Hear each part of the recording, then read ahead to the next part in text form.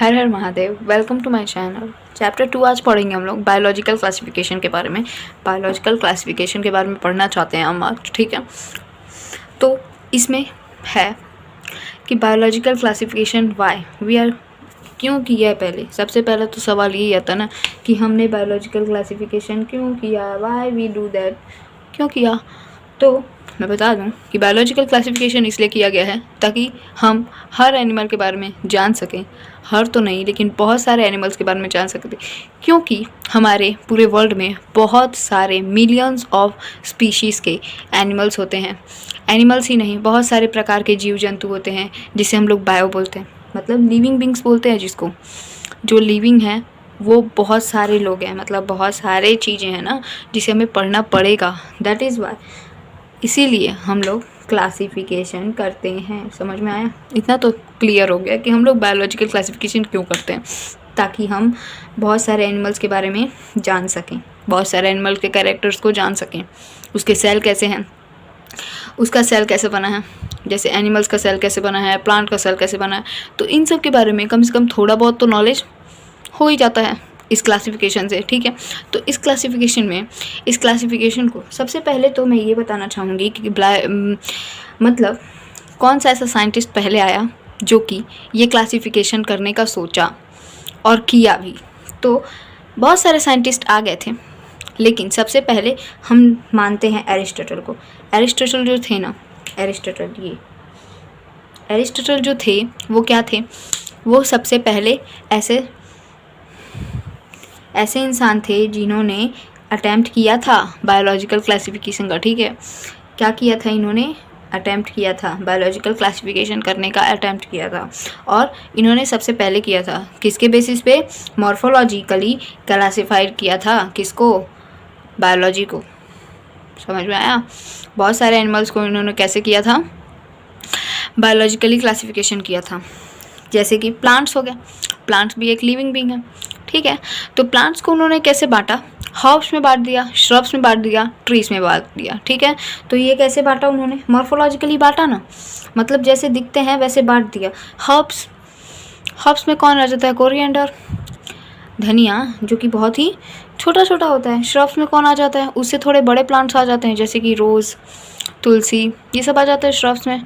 जैसे मतलब झाड़ियाँ जो होती हैं ना, वो सब आते हैं, ठीक है। उसके बाद ट्रीज में कौन आ जाता है? ट्रीज में बहुत सारे mango tree, people tree, banyan tree, बहुत सारे ट्रीज, ये सब क्या आ जाते हैं? ट्रीज में आ जाते हैं। तो ये मॉर्फोलॉजिकली मतलब जो दिखने में जैसे हैं, एक सबसे छोटा, उससे बड़ा वाले को श्रब्स बोल दिया, उससे बड़ा वाले को ट्रीज बोल दिया, ठीक है। उसके बाद एनिमल्स में चले गए। ये एनिमल को कैसे डिवाइड कर दिया इन्होंने? क्लासीफाई कर दिया एनिमल को कि रेड ब्लड वाले एक तरफ हो जाए और अब्सेंस है जिसमें रेड ब्लड वो एक तरफ हो जाए। जैसे कि हम लोग बात करें अर्थवॉर्म की, अर्थवॉर्म में रेड ब्लड होता है? नहीं होता ना, तो उसको अलग कर दो, क्योंकि वो भी तो एक एनिमल ही है, इंसेक्ट है, बट उसको एक तरफ कर दिया।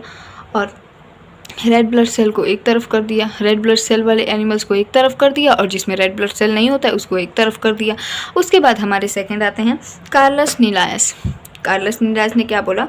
इन्होंने हमें 2 किंगडम क्लासिफिकेशन दिया।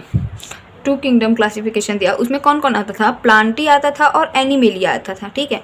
प्लांट को ही प्लांटी बोला इन्होंने, ठीक है। प्लांटी में क्या इन्होंने बताया था कि इसमें सेल वॉल प्रेजेंट होता है, इसमें सेल वॉल प्रेजेंट होता है। लेकिन एनिमेलिया में इन्होंने ये बताया था कि जो इसमें भी सेल वॉल प्रेजेंट नहीं होता है, जिस भी एनिमल में, जिस भी लिविंग ऑर्गेनिज्म में सेल वॉल प्रेजेंट नहीं होता है, वो आएगा एनिमेलिया में, ठीक है। ऐसा इन्होंने बोला। कौन? कार्लस लिनायस ने। और ये जो सिस्टम था, ये सेल वॉल होने का और नहीं होने का, ये जो सिस्टम है ना, ये बहुत लॉन्ग टाइम चला, बहुत लॉन्ग टाइम चला। देखो, बहुत समय तक इस क्लासिफिकेशन को माना गया, ठीक है।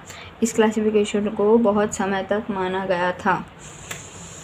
उसके बाद है हमारा ये जो कार्लस लिनायस का क्लासिफिकेशन था, ये बहुत सारी चीज़ों को बताता नहीं था, जैसे कि सेल कैसा है, सेल का स्ट्रक्चर कैसा है, nature of cell wall, cell wall का इस नेचर क्या है, मतलब वो सेल वॉल किससे बना हुआ है।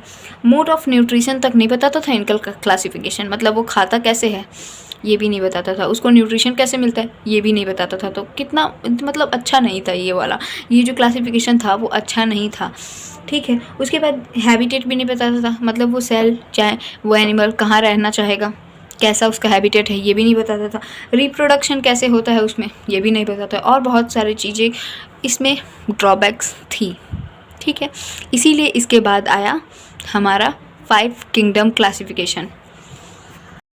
अभी तक हमने जो पढ़ा है उसको रिवाइज कर लेते हैं। पहले आए थे अरिस्टोटल, जिन्होंने अपना क्लासिफिकेशन कैसे दिया, मॉर्फोलॉजी के हिसाब से दिया।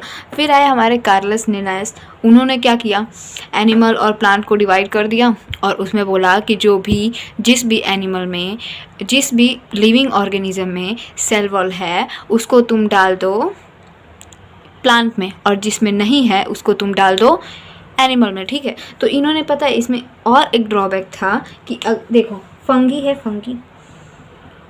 फंगी उसमें तो सेल वॉल था। किसका सेल वॉल था, काइटिन का सेल वॉल था, काइटिन का सेल वॉल था उसमें। फिर उस फंगी को भी उसमें डाल देते थे, किसमें, प्लांटी में।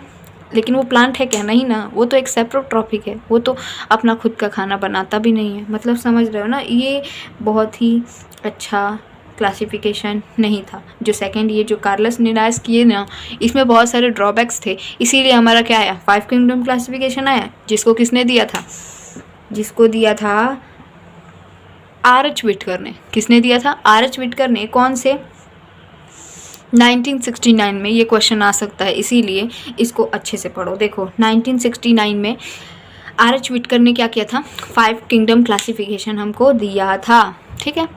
क्या क्या थे, पहला हमारा था मोनेरा, फिर आया प्रोटिस्टा, फिर आया फंगी, फिर आया प्लांटी, फिर आया एनिमेलिया, ठीक है।